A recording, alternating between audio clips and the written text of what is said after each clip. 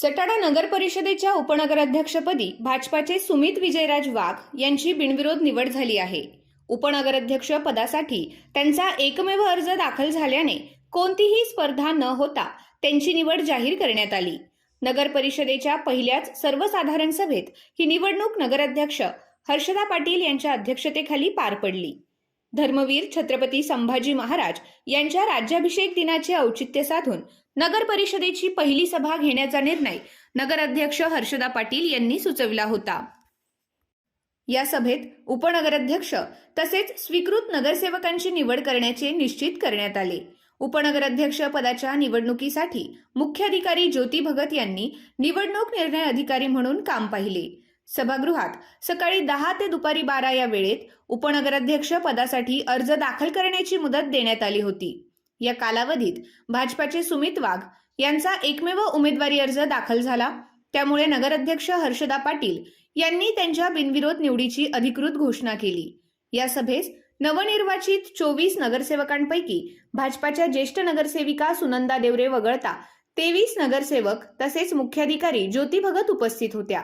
दरम्यान स्वीकृत नगरसेवक पदासाठी भाजपाचे गटनेते चेतन रौंदळ यांनी जिल्हाधिकाऱ्यांकडे रोशन नंदलाल सोनवणे व अनिल केदापाकडे यांच्या नावांची शिफारस केली होती। या नावांना जिल्हाधिकाऱ्यांकडून मंजुरी मिळाल्यानंतर सभागृहात दोघांची स्वीकृत नगरसेवक म्हणून घोषणा करण्यात आली। निवडीनंतर नगराध्यक्ष हर्षदा पाटील यांच्या हस्ते नवनिर्वाचित उपनगराध्यक्ष सुमित वाघ यांचा सत्कार करण्यात आला। यावेळी बोलताना नगराध्यक्ष पाटील म्हणाल्या, यशवंत नगरीच्या विकासासाठी मतदारांनी आपल्यावर विश्वास ठेवून निवडून दिले आहे। राजकीय मतभेद सभागृहाबाहेर ठेवून लोकहिताचे निर्णय घेणे आणि मतदारांच्या ऋणात राहण्याचा प्रयत्न पुढील 5 वर्ष आपण सर्वांनी करावा। सर्व सदस्यांनी एकत्रितपणे कामकाज करावे अशी अपेक्षाही त्यांनी व्यक्त केली। नवनिर्वाचित स्वीकृत नगरसेवक रोशन सोनवणे व अनिल पाकडे यांचा सत्कार उपनगराध्यक्ष सुमित वाघ यांच्या हस्ते करण्यात आला। यावेळी बोलताना सुमित वाघ म्हणाले, दिवंगत माजी नगराध्यक्ष विजयराज वाघ यांच्या आचार विचारांचा आदर्श ठेवून शहर स्वच्छ व सुंदर ठेवण्यासाठी राजकारण विरहित काम करण्याची ग्वाही देतो। या सभेस भाजपाचे गटनेते चेतन रौंदळ, शिवसेनेचे गटनेते राहुल पाटील, अपक्ष गटनेत्या मनीषा पवार यांच्यासह सर्व नगरसेवक उपस्थित होते।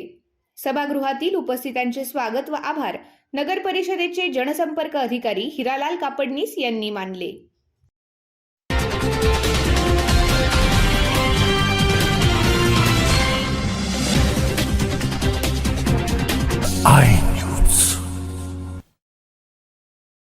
आपल्या आय न्यूज चॅनलला सबस्क्राईब करण्यासाठी बेल आयकॉनला क्लिक करा आणि बातम्या वाचण्यासाठी प्ले स्टोअरवरून आय न्यूज ॲप डाउनलोड करा।